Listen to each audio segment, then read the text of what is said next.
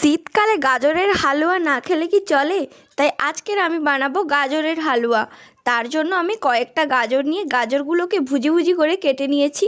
তারপরে কড়াইতে ঘি দিয়ে তেজপাতা আর এলাচ দিয়ে তাতে আমি গাজর দিয়ে ভালো করে ভেজে নিচ্ছি গাজরকে।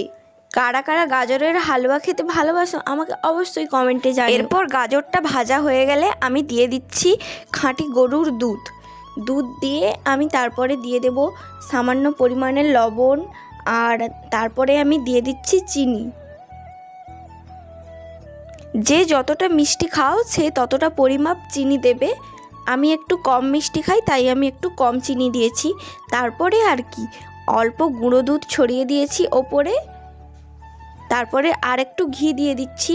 তারপরে কাজু বাদাম দিয়ে ভালো করে নাড়িয়ে চাড়িয়ে নামিয়ে নিয়েছি। রেডি আমাদের গাজরের হালুয়া। কারা কারা খাবে চলে আসো।